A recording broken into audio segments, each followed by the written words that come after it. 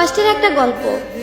একটা ছেলে আর একটা মেয়ে 2 বছর রিলেশন করার পর হঠাৎ একদিন মেয়েটা ছেলেটাকে বলল, আচ্ছা একটা কথা বলি।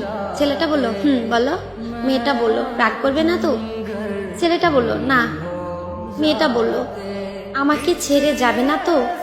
ছেলেটা বলল, কখনো যাব না। মেয়েটা বলল, ভুল বুঝবে না তো? ছেলেটা বলল, না, বুঝবো না।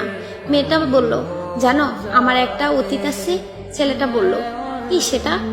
মেয়েটা বলল, আমাকে রেপ করা হয়েছে। ছেলেটা বলল, কি? মেয়েটা কেঁদে কেঁদে বলল, এবার তুমি আমায় খারাপ ভেবে হয়তো আমাকে ছেড়ে চলে যাবে।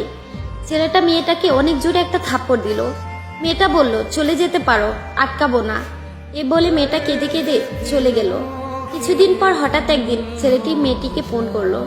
মেয়েটি বলল, হ্যালো। ছেলেটা বলল, একটু দেখা করবে? মেয়েটা বলল, কোথায়? ছেলেটা বলল, আমরা যেখানে দেখা করতাম। মেয়েটা বলল, আচ্ছা। ছেলেটি আগে থেকে এসে মেয়েটির জন্য অপেক্ষা করতেছে। কিছুক্ষণ পর মেয়েটি আসলো। মেয়েটি বলল, কিসের জন্য আসতে বলছো? ছেলেটি বলল, চোখ বন্ধ করো। মেয়েটি বলল, কেন? ছেলেটা বলল, এত প্রশ্ন করো কেন? মেয়েটা বলল, আচ্ছা চোখ বন্ধ করলাম। ছেলেটা বলল, এবার চোখ খুলে তাকাও। মেয়ে চোখ খুলে দেখে যে ছেলের বাবা মা আসছে। মেয়ে অবাক। ছেলেটা তখন হাঁটু গেড়ে বসে মেয়েটাকে বলল, তুমি কি আমাকে বিয়ে করবে? মেয়েটা বলল, তখন ছেলেটি বলল, আমি তোমাকে ভালোবাসি, তোমার অতীতকে না। তারপর ছেলে ও মেয়ে বাবা মায়ের ইচ্ছাতে তাদের বিয়ে হয়।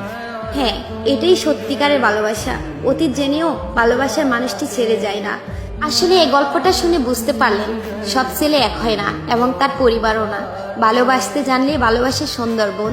ভালোবাসো মন থেকে।